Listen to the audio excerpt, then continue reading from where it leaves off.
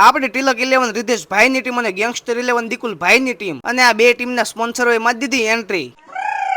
ખોડલધામ ગ્રાઉન્ડથી મિનીલોક કર્યો શરૂ અને હતા દિવેશભાઈ ને તુષારભાઈ રપરા. ત્યાં તો ગેંગસ્ટર 11 એટલે કે દીકુલભાઈની ટીમની મેચ થઈ ગઈ શરૂ. તિલક 11 ટીમના પ્લેયરો અહીંયા બેઠા ને બીજા બધા કરતા હતા પ્રેક્ટિસ. ને તિલક 11 ટીમ રણનીતિ બનાવવા માટે થઈ ગયું તૈયાર. અને હા પછી દીકુલભાઈની ટીમને રણનીતિ સમજાઈ દીધી. ને આ કાલોની કઈ મેચ છે નહીં એટલે એના ભાઈબંધ દ્વારા ઉભા હતા. અને હા પછી બે પ્લેયરો મેદાને ઉતર્યા ને અહીંયા વાતો કરે કાલુભાઈ ને ઓરાભાઈ. આવો રાણાભાઈ આવો ચૂકે ચેતક નહીં ને મૂકે રાણો નહીં. પછી બેટિંગ કરીને આવી ગયા બુસાભાઈ ને 13 બોલમાં 50 રન મારીને આવ્યા. ત્યાં તો જેપીભાઈ દડો મારીને દોડી ગયા 1 રન ને અનુષભાઈ ઠોક્યો સગ્ગો. ને આપડા ખાસ ભાઈબંધ રિદ્ધેશભાઈ સિંહની જેમ બેટિંગ કરવા નીકળી ગયા. ત્યાં તો બેટિંગ થઈ ગઈ પૂરી ને આપડા પ્લેયરો નીકળી ગયા. પછી દીકુલભાઈ કહી દીધું એની ટીમને હાલો આવી આવો બધા. હા પછી બેઠા હતા અહીંયા સ્પોન્સરો ને સ્પોન્સરમાં અમારે તુષારભાઈ હીરપરા આશીષભાઈ રમાણી ઓરાભાઈ બધા હતા. ત્યાં તો આમથી હાલ્યો હતો તો કાયદેસર કાળો ડબ્બો ને આ કાયદેસર કાળા ડબ્બામાંથી ઉતર્યા બધા સ્પોન્સરો ને ઓરાભાઈ કરી બોલિંગ ને રામાણીભાઈ કરતા હતા બેટિંગ. પછી નાખી દીકુલભાઈ બોલિંગ. ત્યાં તો તુષારભાઈ હીરપરાએ મત દીધો સગ્ગો. એ હાલો તો મારા ભાઈ આજનો લોગ આપણે અહીંયા સુધી રાખવી. તો હવે આવશે ફાઇનલ મેચ નો લોગ ને કોણ જીતશે તમને બધી ખબર પડી જાય તો લોગ જોવાનું ભૂલતા નહીં.